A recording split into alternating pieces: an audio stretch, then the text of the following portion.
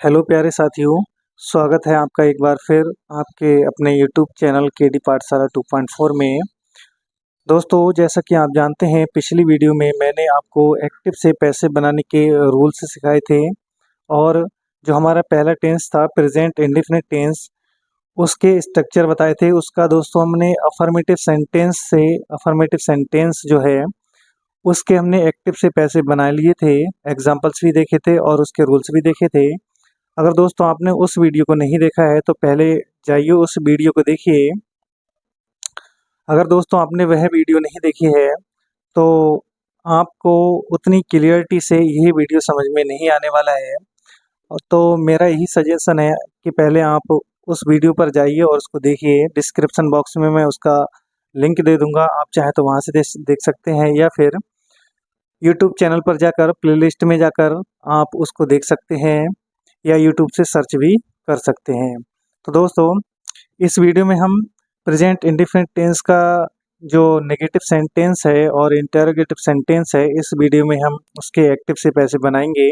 क्योंकि पिछली वीडियो में दोस्तों हमने आपको रूल्स बताए थे और प्रेजेंट इंडेफिनिट टेंस का अफर्मेटिव सेंटेंस जो है उसके बारे में बताया था, उसके एक्टिव से पैसे बना लिए थे। आइए एक बार मैं आपको रिकॉल करा देता हूँ। ये देखिए दोस्तों, हमने ये पिछली क्लास का दोस्तों वीडियो है। इसमें हमने प्रेजेंट इंडेफिनिट टेंस के अफर्मेटिव सेंटेंस जो है उसके एक्टिव से पैसे बनाने के जो रूल हैं वो देखे थे और स्ट्रक्चर भी लिखे थे। और देख सकते हैं आप, जैसा कि आप देख सकते हैं, एग्जाम्पल भी देखे थे। तो दोस्तों, इसलिए वह वीडियो आपके लिए बहुत ही इम्पोर्टेंट है। पहले उस वीडियो को देखिए, उसके बाद ही इस वीडियो को देखिए। तो चलिए स्टार्ट करते हैं हम बिना देर किए हुए अपने प्रेजेंट इंडेफिनिट टेंस के नेगेटिव सेंटेंस के एक्टिव से पैसे बनाने के नियम क्या होते हैं और कैसे हम बनाते हैं। देखिए दोस्तों, क्या लिखा है, एक्टिव एंड पैसिव वॉइस यानी प्रेजेंट इंडेफिनिट टेंस अभी बताया था। क्या लिखा है, नेगेटिव सेंटेंस। नेगेटिव सेंटेंस दोस्तों एक बात ध्यान रखिएगा कि पिछले वीडियो में हमने भी आपको बताया था कि प्रेजेंट इंडेफिनिट टेंस है, जब उसे एक्टिव से पैसे बनाते हैं तो हम पैसिव वॉइस में helping verb is are am का प्रयोग करते हैं। सिंगुलर सब्जेक्ट के साथ इज का प्रयोग करेंगे, प्लूरल सब्जेक्ट के साथ आर का प्रयोग करेंगे और अगर हमारा सब्जेक्ट आई है तो हम हेल्पिंग वर्ब जो है एम का प्रयोग करेंगे। तो इन चीज़ों को हमने पिछली वीडियो में देखा था। इसमें आइए देख लेते हैं दोस्तों। अफर्मेटिव सेंटेंस में हमने देखा था, उसमें हमारी कोई एक्टिव में कोई हेल्पिंग वर्ब नहीं आ रही थी, मेन वर्ब में ऐसे ही यस आ रहा था, वो भी सिंगुलर सब्जेक्ट के साथ। अगर प्लूरल सब्जेक्ट होता है तो हम मेन वर्ब में ऐसे यस का प्रयोग नहीं करते हैं। अब नेगेटिव सेंटेंस का एक बार एक्टिव देख लेते हैं दोस्तों। नेगेटिव सेंटेंस में क्या होता है, सब्जेक्ट होता है, डू या डज होता है, plus not, plus V one का मतलब दोस्तों क्या होता है, वर्ब की first form, plus object, plus extra word, plus full stop. दोस्तों ध्यान रखना है कि एक्टिव में हमारा जो प्रेजेंट इंडेफिनिट टेंस में हेल्पिंग वर्ब आता है वो है डू नॉट या डज नॉट। ठीक है दोस्तों, सिंगुलर सब्जेक्ट के साथ में डज नॉट आता है, प्लूरल सब्जेक्ट के साथ में डू नॉट आता है। तो ये तो हमारा एक्टिव का स्ट्रक्चर हुआ। पैसिव में क्या आता है दोस्तों, पैसिव में हमें पता है, तो दोस्तों पैसिव में हमें पता है कि हमारी हेल्पिंग वर्ब क्या आती है, इज, आर या एम। तो देख लेते हैं इसका भी स्ट्रक्चर।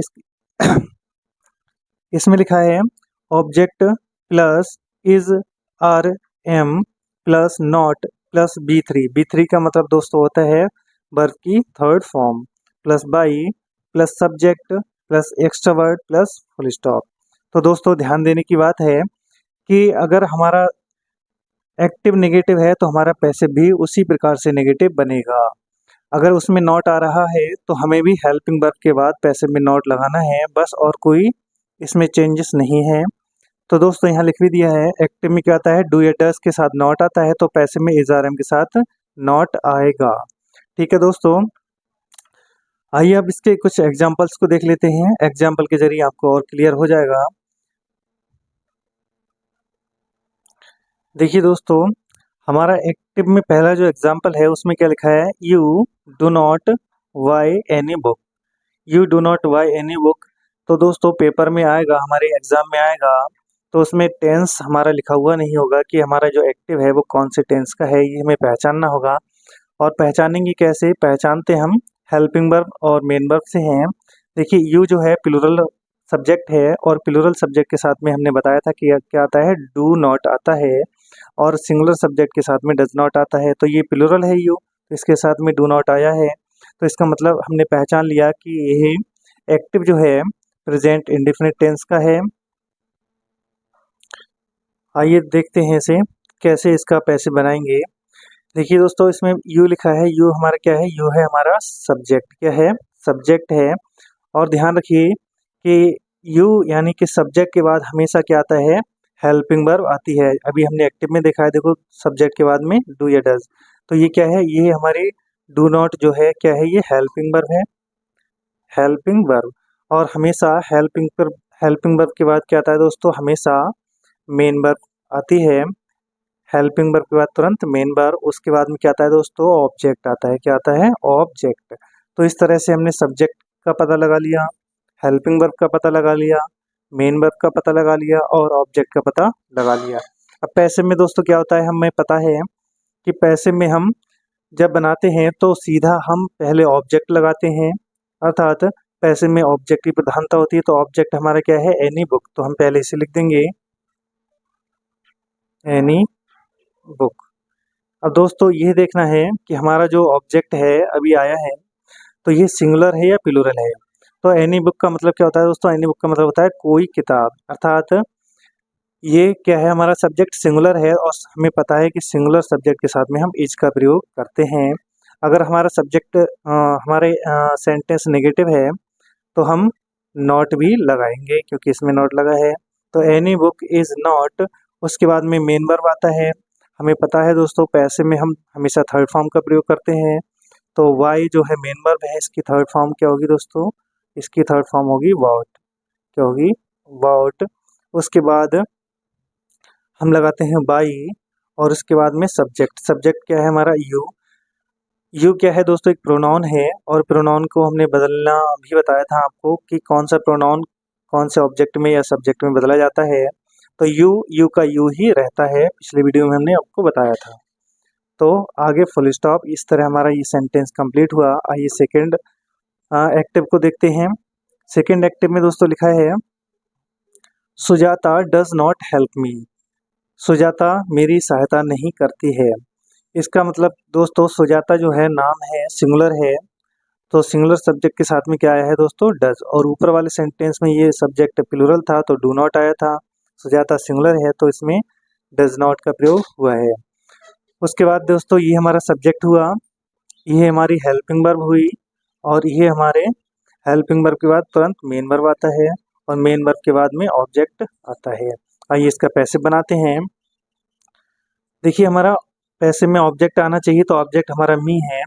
तो मी का अगर हम इधर लाएंगे अर्थात इसका सब्जेक्ट बन जाएगा, अभी ऑब्जेक्ट आएगा तो मी का दोस्तों क्या हो जाता है? आई। ये पिछली वीडियो में हमने आपको बताया था कि मी का आई हो गया।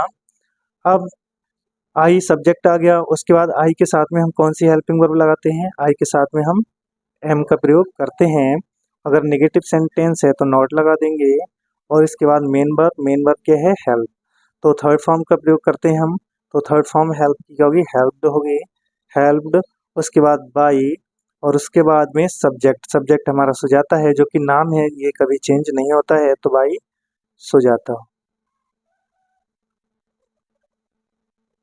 इस तरह से फुल स्टॉप हमारा सेंटेंस कंप्लीट हुआ। आइए अगले सेंटेंस को देखते हैं। दोस्तों ये सेकंड सेंटेंस है, फर्स्ट है। आइए एक बार आपको हिंदी में इसका मीन बताते हैं। क्या लिखा है? You do not by any book. तुम कोई किताब नहीं खरीदते हो। इसका मतलब ये हुआ तुम कोई किताब नहीं खरीदते हो। कौन? तुम। अर्थात इसमें सब्जेक्ट हमारा मेन है, सब्जेक्ट की प्रधानता है। अब यही वाक्य अगर पैसिव में है तो पैसिव में क्या क्या है? एनी बुक, यानी कोई किताब। इज मीन्स है, नॉट मीन्स नहीं, वर्ड खरीदी जाती है, वाई मीन्स द्वारा, यू मीन्स तुम्हारे।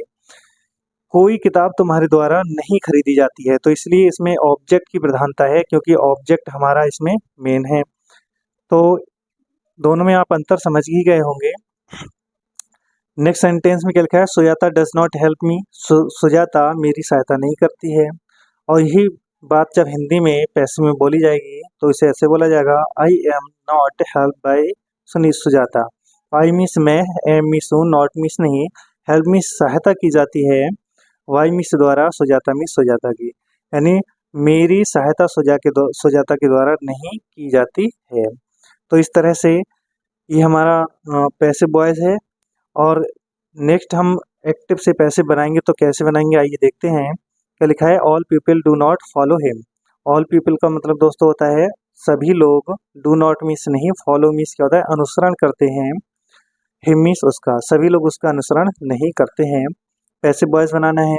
ये दोस्तों ऑल पीपल क्या हुआ हमारा, ऑल पीपल हुआ हमारा सब्जेक्ट, और इसके बाद सब्जेक्ट के बाद में क्या आया है, हेल्पिंग वर्ब, और हेल्पिंग वर्ब के बाद दोस्तों आपको पता है, हम बता चुके हैं, मेन वर्ब आता है। क्या आता है दोस्तों, मेन वर्ब, और मेन वर्ब के बाद में क्या आता है, ऑब्जेक्ट। क्या आता है दोस्तों, ऑब्जेक्ट।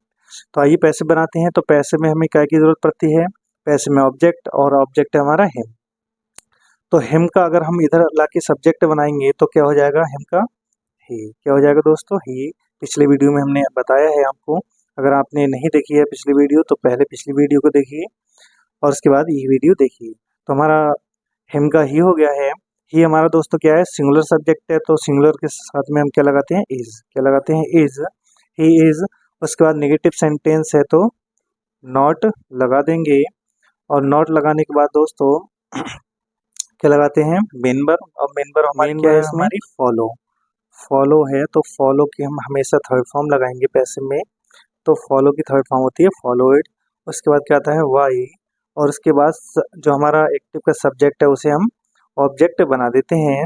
तो हमारा है ऑल पीपल, ये कोई प्रोनाउन नहीं है, ये नाउन है, तो इसे हम एज इट इज रख देंगे, बाई ऑल पीपल। इस तरह दोस्तों हमारा सेंटेंस कंप्लीट हुआ। तो आई होप आपको दोस्तों ये एक्टिव से पैसे बनाने के नियम समझ में आए होंगे, और जो हमने पहला अपना प्रेजेंट इंडेफिनिट टेंस देखा है उसके एक्टिव से पैसे बनाए हैं, तो आई होप आपको ये अच्छे से समझ में आ गए होंगे। तो आइए दोस्तों अब नेगेटिव सेंटेंस के बाद हम चलते हैं अपने इंटेरोगेटिव सेंटेंस पे, देखते हैं कि एक एक्टिव जो है प्रेजेंट इंडेफिनिट टेंस का एक्टिव जो होता है उसके हम पैसिव कैसे बनाते हैं। तो आइए देखते हैं। आइए दोस्तों देखते हैं हम इंटेरोगेटिव सेंटेंस को। इंटेरोगेटिव सेंटेंस के जो हमने दो भाग लिखे हैं, पहला और दूसरा। दोस्तों दो भागों में हमने डिफाइन किया है इंटेरोगेटिव सेंटेंस को। जो पहला टाइप होता है दोस्तों उसमें हमेशा हेल्पिंग वर्ब पहले आती है, और जो दूसरा टाइप होता है उसमें हमेशा क्वेश्चन वर्ड पहले आता है। अर्थात दो टाइप, यानी कि पहला जिसमें हेल्पिंग वर्ब पहले आती है, और दूसरा जिसमें क्वेश्चन वर्ड पहले आता है। तो दोस्तों एक्टिव के स्ट्रक्चर को देखेंगे एक बार। इसमें लिखा है डू या does plus subject plus not plus V one का मतलब होता है वर्ब की first form, plus object plus extra word और क्वेश्चन मार्क। उसके बाद में एक्टिव का दूसरा जो है उसमें क्वेश्चन वर्ड है, प्लस डू या does plus subject plus not plus V one plus object extra word और क्वेश्चन मार्क। दोस्तों एक्टिव का सेंटेंस आपको ऑलरेडी लिखा हुआ मिलता है जब आप पैसिव बनाते हैं, लेकिन हमने एक्टिव के जो स्ट्रक्चर हैं वो हमने आपको समझाने के लिए लिखे हैं कि जैसा एक्टिव होगा वैसा ही पैसिव बनाया जाएगा। अगर हमारा एक्टिव इंटरोगेटिव है तो पैसिव भी इंटरोगेटिव बनेगा। अगर हमारे इंटरोगेटिव सेंटेंस जो है एक्टिव में पहले हेल्पिंग वर्ब आया है तो पैसिव में भी पहले हेल्पिंग वर्ब आएगा। अगर एक्टिव में पहले क्वेश्चन वर्ड आया है तो हमारा पैसिव में भी पहले क्वेश्चन वर्ड आएगा। आइए पैसिव को देख लेते हैं एक बार, और फिर इनमें अंतर देख लेते हैं कितना सा अंतर होता है दोनों में। देखिए दोस्तों पैसिव में लिखा है इज आर एम, अर्थात देखिए दोस्तों एक्टिव का जो पहला स्ट्रक्चर था उसमें हेल्पिंग वर्ब पहले है, क्योंकि प्रेजेंट इंडेफिनिट टेंस में एक्टिव में दोस्तों डू या डज आता है तो ये हेल्पिंग वर्ब हुई। और पैसिव में हमारा पैसिव में क्या आता है, प्रेजेंट इंडेफिनिट टेंस में इज आर या एम, तो इसमें भी हेल्पिंग वर्ब पहले आ गई और पैसिव में भी पहले हेल्पिंग वर्ब आ गई। तो आपको अंतर पता चल गया होगा, इसमें भी हेल्पिंग वर्ब पहले तो इसमें भी हेल्पिंग वर्ब पहले ही आएगी। उसके बाद ऑब्जेक्ट, एक्टिव में सब्जेक्ट आता है और आपको पता है जब पैसिव बनाते हैं तो पहले ऑब्जेक्ट आता है, तो ऑब्जेक्ट आ गया। नॉट देखिए वही का वही है। उसके बाद बी थ्री, एक्टिव में हमारी फर्स्ट फॉर्म आती है लेकिन पैसिव में हमेशा थर्ड फॉर्म आती है, तो थर्ड फॉर्म लगा दी। उसके बाद बाई आ गया, उसके बाद सब्जेक्ट आ गया, उसके बाद एक्स्ट्रा वर्ड और क्वेश्चन मार्क। दोस्तों एक्स्ट्रा वर्ड हो भी सकता है सेंटेंस में और नहीं भी हो सकता है। अगर होगा तो उसकी अंग्रेजी लगा देंगे और नहीं होगा तो हम उसकी अंग्रेजी नहीं लगाते हैं। तो आइए पैसिव का जो दूसरा टाइप है उसे भी देख लेते हैं। देखिए दोस्तों, एक्टिव में पहले क्वेश्चन वर्ड आया है तो पैसिव में भी पहले क्वेश्चन वर्ड ही आएगा। तो question word plus helping verb अर्थात इज और am plus object plus not plus verb की third form plus by plus object extra word और क्वेश्चन मार्क। आइए दोस्तों एक बार हम एग्जाम्पल के जरिए और क्लियर कर लेते हैं ताकि आपका कोई भी डाउट ना बचे। तो आइए एग्जाम्पल को देखते हैं। आइए दोस्तों हम एक्टिव से आइए पैसिव बनाते हैं। एक्टिव में दोस्तों हमारा क्या लिखा है, do be speak truth before जज। Do be speak truth before जज। आइए इसका हम पैसिव बनाते हैं। दोस्तों ये हमारा देखिए डू से सेंटेंस स्टार्ट हुआ है अर्थात हेल्पिंग वर्ब से स्टार्ट हुआ है और इधर देखिए क्वेश्चन मार्क भी लगा है। इसका मतलब हमारा जो एक्टिव है वो कैसा है, इंटरोगेटिव है। आइए पैसिव बनाते हैं। अगर हमारे एक्टिव में हेल्पिंग वर्ब पहले है तो हमारी भी हेल्पिंग वर्ब पैसिव में पहले आएगी। तो हमारी पैसिव में आती है इज आर या एम। हमारा एक्टिव में सब्जेक्ट प्लूरल है इसलिए इसमें डू आया है, लेकिन हमें पैसिव में पहले ऑब्जेक्ट लगाना होता है। जब पैसिव में पहले ऑब्जेक्ट आता है तो दोस्तों ऑब्जेक्ट देखना है हमें कि सिंगुलर है या प्लूरल है। तो ऑब्जेक्ट हमारा ट्रुथ है, ट्रुथ यानी सच्चाई, तो ये सिंगुलर है तो सिंगुलर के साथ में हम हमेशा इज का प्रयोग करते हैं। तो इज लगा दिया हमने, इज। उसके बाद में इसमें सब्जेक्ट है और हम क्या लगाते हैं, ऑब्जेक्ट लगाते हैं। तो इज ट्रुथ, इज ट्रुथ। उसके बाद दोस्तों क्या आता है, ट्रुथ के बाद हमारा यानी कि मेन वर्ब लगाएंगे। मेन वर्ब हमारा क्या है, स्पीक। तो स्पीक की हम हमेशा थर्ड फॉर्म लगाएंगे इसमें पैसिव में। तो स्पीक की थर्ड फॉर्म होती है दोस्तों स्पोकन। क्या होती है, स्पोकन। उसके बाद में हम बाई लगाते हैं और उसके बाद में सब्जेक्ट। सब्जेक्ट हमारा बी है। जब ये बी जो है इधर आएगा यानी कि एक्टिव का ऑब्जेक्ट बनेगा तो बी का हो जाता है अस। ये हम पिछली वीडियो में बता चुके हैं। तो इसके बाद जो अब बचा हमारा क्या बचा, एक्स्ट्रा वर्ड। दोस्तों ये हमारा एक्स्ट्रा वर्ड है जिसे अदर वर्ड भी बोलते हैं। अब हम इसकी अंग्रेजी लगा देंगे, बिफोर जज और क्वेश्चन मार्क। दोस्तों इस तरह हमारा जो पहला एक्टिव है वो कंप्लीट हुआ। आइए दूसरे एक्टिव को देखते हैं। दूसरा एक्टिव है does Ritu call them. Does Ritu call them. अब इसे हम दोस्तों पैसे में बदलेंगे तो इसमें हेल्पिंग वर्ब पहले है तो हमारा भी हेल्पिंग वर्ब पहले ही आएगा। ये ऋतु है, इसका सब्जेक्ट है तो इसके हिसाब से ये है आया है हेल्पिंग वर्ब। हमारा ऑब्जेक्ट पहले आता है, ऑब्जेक्ट है देम। इधर आके ये जो है पैसे में दे हो जाएगा तो दे प्लूरल सब्जेक्ट बन जाएगा। तो प्लूरल के साथ में हम हमेशा क्या लगाते हैं, आर। क्या लगाते हैं, आर। उसके बाद दे, देम को इधर लाएंगे तो क्या हो जाएगा, दे और दे। उसके बाद मेन वर्ब लगाते हैं। मेन वर्ब है कॉल तो इसकी थर्ड फॉर्म क्या होती है, कॉल्ड। उसके बाद में बाई और उसके बाद में हम क्या लगाते हैं, सब्जेक्ट। सब्जेक्ट हमारा ऋतु तो इसे ऑब्जेक्ट बना देंगे पैसिव का। ये नाम है तो ये चेंज नहीं होगा तो ऋतु। उसके बाद क्वेश्चन मार्क। बस दोस्तों कंप्लीट हो गया। देखिए कितना सरल है, जैसे एक्टिव बनाए हैं वैसे ही पैसिव बनेगा। तो तीसरा हम एक्टिव को देखते हैं, उसके पैसिव बनाते हैं। देखिए दोस्तों ये हमारा दूसरा टाइप है इंटरोगेटिव का। वाई से स्टार्ट हुआ है मतलब क्वेश्चन वर्ड से। जब हमारा एक्टिव में क्वेश्चन वर्ड है तो वही क्वेश्चन वर्ड हम पैसिव में लगा देंगे। दोस्तों कोई भी अगर क्वेश्चन वर्ड होता है उसी को हम सेम टू सेम लिख देते हैं। अगर यहाँ पे व्हाट होता तो हम भी पैसिव में व्हाट लगाते, अगर इसमें वेन होता तो हम भी वेन लगाते। तो दोस्तों जैसा हमारा एक्टिव में होगा वैसा ही पैसिव में लगाना होता है। तो वाई आ गया। उसके बाद हम हेल्पिंग वर्ब लगाएंगे। हेल्पिंग वर्ब हमारी ऑब्जेक्ट के हिसाब से आएगी। ऑब्जेक्ट में क्या है, दिस वर्क, यानी यही काम, ये सिंगुलर है तो सिंगुलर के साथ में हमेशा इज आता है, इज लगा दिया। उसके बाद में ऑब्जेक्ट को उठा लेंगे, दिस वर्क, और उसके बाद में दिस वर्क लगा दिया। उसके बाद हम क्या लगाते हैं, मेन वर्ब। मेन वर्ब हमारा क्या है दोस्तों, डू। डू मीन्स होता है करना।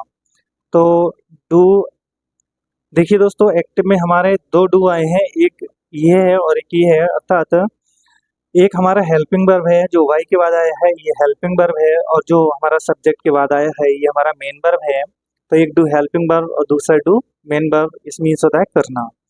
तो मेन वर्ब है, इसकी थर्ड फॉर्म लगाएंगे तो क्या होगी, थर्ड फॉर्म डू की होती है डन, उसके बाद वाई, और इसके बाद में हमारा सब्जेक्ट यू है, तो यू का यू ही रहता है और क्वेश्चन मार्क लगा दिया।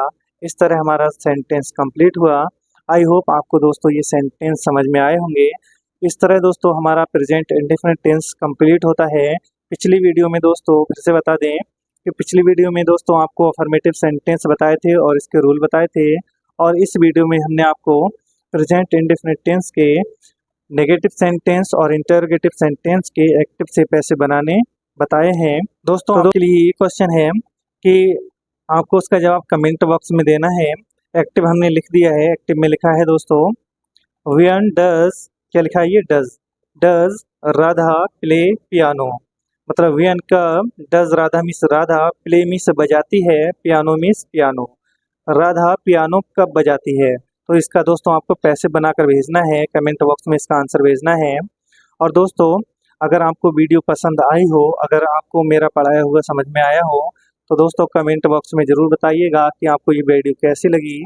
और तो अगर वीडियो पसंद आए तो इसे, तो दोस्तों और अगर आप चैनल पर पहली बार आए हैं तो चैनल को सब्सक्राइब करें और इस वीडियो को शेयर भी कीजिएगा।